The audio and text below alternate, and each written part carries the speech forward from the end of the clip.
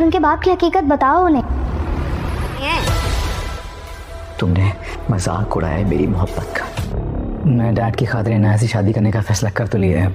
चुप का भाई, मेरी तो ये समझ में नहीं आती आखिर घर बैठे बिठाए इतने अच्छे रिश्ते आ कैसे जाते हैं।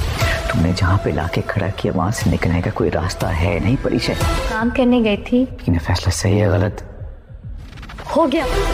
तुम इस वक्त अपने साथ साथ बारी भाई के साथ भी बहुत गलत कर रहे हो। बारी के बाप की पूरी कोशिश है कि बारी और अनाया का रिश्ता तय हो जाए।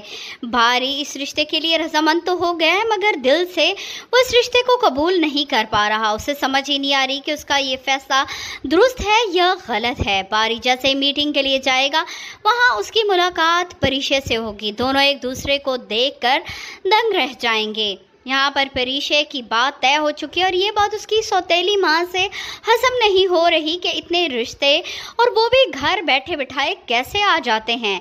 उसे तो अब भी यही शक है कि ये रिश्ता परिशय अपने पीछे खुद लगा कर आई है।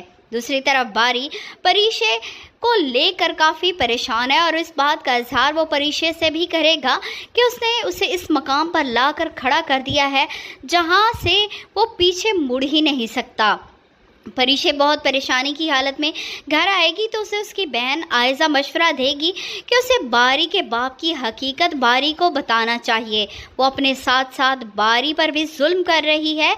उसे चाहिए कि वो सारी बातें खुलकर बारी को बताए, वो क्यों अभी तक इन बातों पर पर्दा डाले हुए है। और आखिरकार परिशय में हिम्मत आ जाएगी कि वो बारी को सब कुछ बता सके। उनके बाप की हकीकत बताओ उन्हें। तुमने मजाक उड़ाया है मेरी मोहब्बत का।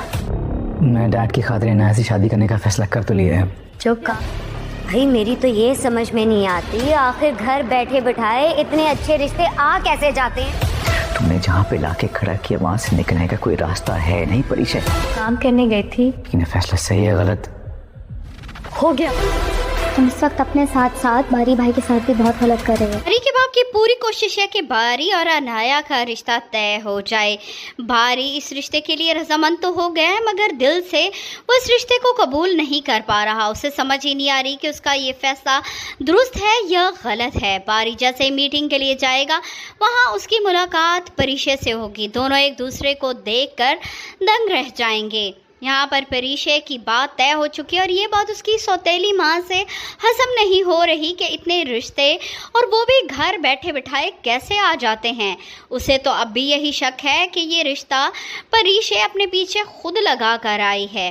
दूसरी तरफ बारी परिशय को लेकर काफ़ी परेशान है और इस बात का इजहार वो परिशय से भी करेगा कि उसने उसे इस मकाम पर ला कर खड़ा कर दिया है जहाँ से वो पीछे मुड़ ही नहीं सकता।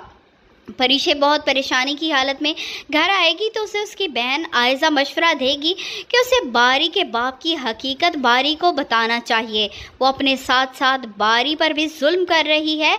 उसे चाहिए कि वो सारी बातें खुलकर बारी को बताए, वो क्यों अभी तक इन बातों पर पर्दा डाले हुए है। और आखिरकार परिशय में हिम्मत आ जाएगी कि वो बारी को सब कुछ बता सके।